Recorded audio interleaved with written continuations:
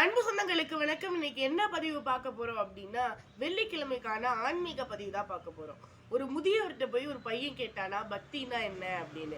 அந்த முதியவர் அந்த பையனை எதுவுமே சொல்லாம அமைதியா ஒரு இடத்துக்கு கூட்டிட்டு போய் ஒரு குளத்தை காட்டுறாரு. அங்க ஊர் மக்கள் எல்லாம் ஏதோ ஒரு விஷயத்த அதிசயமா பார்த்துட்டு இருக்காங்க. அது வேற எதுவும் இல்ல, செந்தாமரை பூ. அது குளத்துல தானே பூக்கும். அந்த செந்தாமரை பூவை வியந்து பார்த்துட்டு இருக்காங்க எல்லாரும். உடனே இந்த முதியவர் வந்து அந்த பூவை காட்டி சொன்னாராம், இந்த குளத்துல எத்தனையோ பாசிகள் இருந்தாலும் எத்தனையோ தூசிகள் இருந்தாலும் இந்த செந்தாமரை பூ தூய்மையா இருக்கும். அந்த தூசிகள் அந்த பாசிகள்லாம் அது மேல படவே படாது. அதனாலதான் இந்த செந்தாமரை பூவை எல்லாம் வியந்து பார்க்கறாங்க. அதே மாதிரியே இந்த தீய மனிதர்கள் உள்ள இந்த உலகத்துல நம்ம ஒரு நல்ல மனிதரா எந்தவித தீய எண்ணங்களும் இல்லாம கடவுளை வழிபட்டோம்னா அதுதான் உண்மையான பக்தி அப்படின்னு சொல்லி அந்த முதியவர் சொன்னாராம். அந்த இளைஞருக்கும் பக்தி தான் என்னன்னு புரிஞ்சுதான்.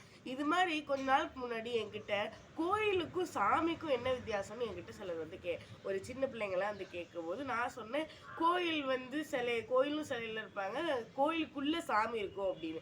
ஆனா இந்த காலத்துல அவங்க என்ன சொல்றாங்கன்னா, கோயில் வந்து இது சாமி வந்து விக்ரம் நடிச்சது, கோயில் வந்து சிம்பு நடிச்சது அப்படின்ற மாதிரி சொல்ல ஆரம்பிச்சிட்டாங்க.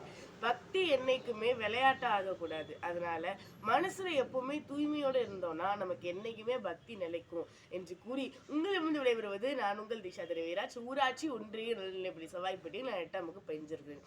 உங்கள் சிந்தனையில் நான். நன்றி, வணக்கம்.